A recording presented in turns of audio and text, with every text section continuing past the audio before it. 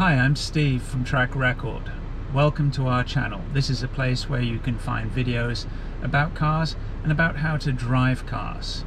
So in order not to miss out, don't forget to subscribe.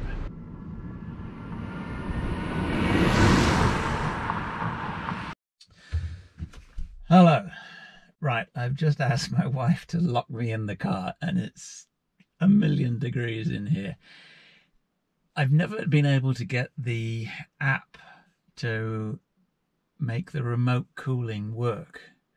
And then this morning we were out playing golf and I was on the course. I sent the code. It said it had failed, but when we got to the car was actually cooling. So I figured I would get her to lock me in the car. And before I die of extreme heat, I will send the code to the car again and we'll see if it cools me down.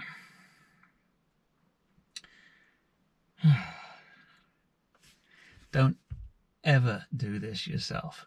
It's like 110 degrees outside. It's got to be 130 in the car.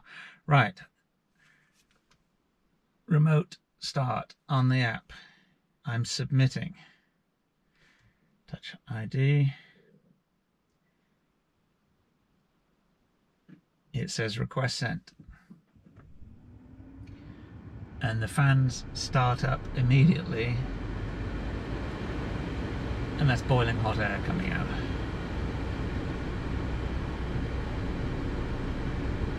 And that is now cold air coming out. The trouble is that the car has to be locked. And the moment you open a door, it will switch off the cooling. So you have to sit in here and do it to actually test it. Now, I just got a text from my Hyundai which said your request for remote climate control start cannot be processed at this time. Please try again later. Yet it's working. So there's clearly a problem with the app. The app sucks. And Hyundai, if you're actually looking at this, please fix it because it's very annoying. This is definitely cooling. You can see the remote cooling light is flashing on and off. There's definitely air-conditioned air coming out. And I'm not dead. It works. She's wanting to know if she can go inside. You can go inside. You can go inside. Take the dog with you. Take the dog. So I have a feeling they've updated the app because I had done that at least a dozen times and the fans would come on but there was no air conditioning, and this is definitely blowing out cool air. So I have a feeling that they have realized that there was something wrong with the app and they have fixed it somehow, even though it is telling me that it can't do it. And if we look at the app itself, even though you can hear it's going, I haven't touched anything here, and it is actually saying climate start failed, and climate start is clearly working. So that's a fail for the Blue Link app. Now if we look at vehicle status, that will tell you whether the doors are locked, whether the climate control is working. So it says vehicle off, hood closed, climate off, which it clearly isn't. I'm in the car. Yep, it says climate control off, even though the climate control is clearly on. The app says it's 108 degrees outside.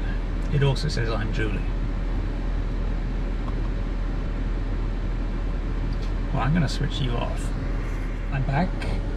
We should be coming up on 15 minutes of cooling fairly soon, and from what I understand, the system works for 15 minutes and then shuts down to preserve battery life. So let's see what happens.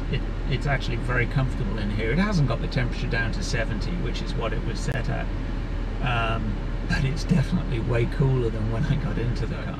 We should be coming up to 15 minutes any moment now, and in theory this system will switch off anytime now. 3, 2, 1. It's still going. And there we go. It's just switched off. So that was approximately 15 minutes of cooling. It could be that the cooling has been working in the past, because this car just heats up. There's so much glass and it is so hot here. It just heats up really, really quickly in the sun.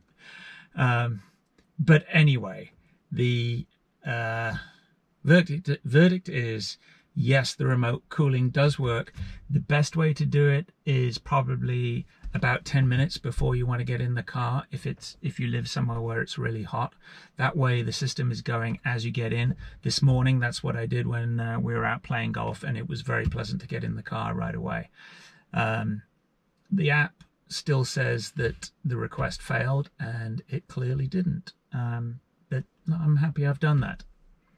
We hope you found this video useful. If you did, give us the big thumbs up and don't forget to subscribe. See you next time.